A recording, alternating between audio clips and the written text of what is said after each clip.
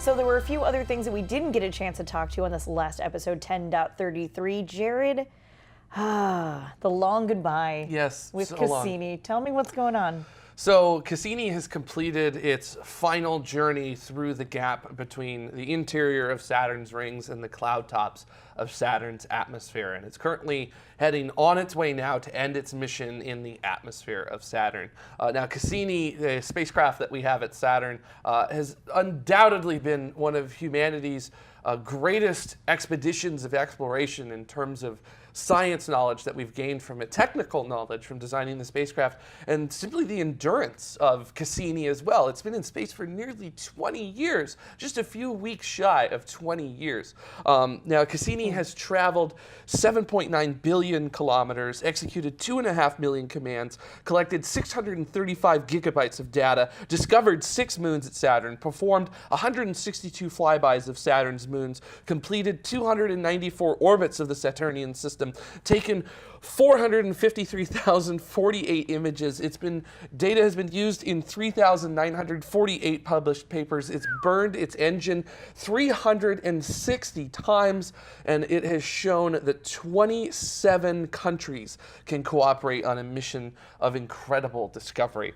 Now, before Cassini, there were things that were considered science fiction, like a small ball of ice generating enough energy to have an ocean. That was the realm of books and films of science fiction. But images like this from Enceladus have shown us that it actually is scientific fact.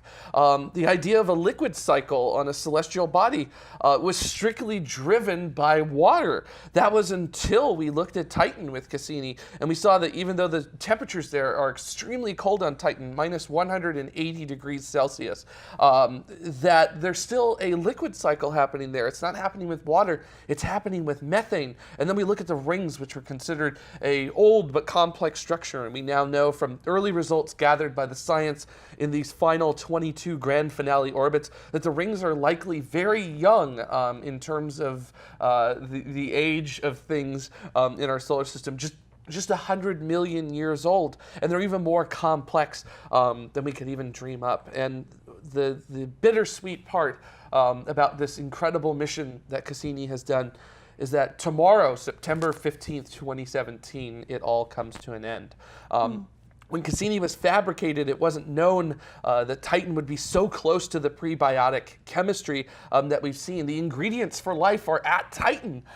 It's just that the energy isn't there. And we didn't know that Enceladus was potentially the best place for life off of Earth present in our solar system. So because of that, because we did not have that knowledge before Cassini, the spacecraft itself wasn't built to the specifications of cleanliness that, say, something landing on the surface of Mars is. So in order to prevent contamination, it was decided that with what little fuel Cassini has left, that it would be sent to plunge into Saturn's atmosphere. And as I mentioned earlier, tomorrow, September 15th, 2017, it will do just that. We're going to have the high-gain antenna of Cassini aimed at Earth and set Cassini in a mode that will constantly transmit data from its instruments back to the Earth, inadvertently becoming our first atmospheric probe going into Saturn. Now, from entry into Saturn's atmosphere, which Cassini will be doing at 120,000 kilometers an hour, to Cassini losing control, losing contact with Earth, and burning up in Saturn's atmosphere, that will be about 60 seconds from touching the top of the atmosphere to Cassini burning up. The entry should begin right around 11:54 Coordinated Universal Time or 4:54 a.m. Pacific Daylight Time on tomorrow, Friday, September 15th, 2017. And loss of signal is expected to occur 60 seconds later at 11:55 Coordinated Universal Time, 4:55 a.m. Pacific Daylight Time, also Friday, September 15th, 2017. And probably the most poetic thing about this is that Cassini will now become a permanent part of the planet that it studied. So it spent 13 years around Saturn, and now it's going to become a part of Saturn.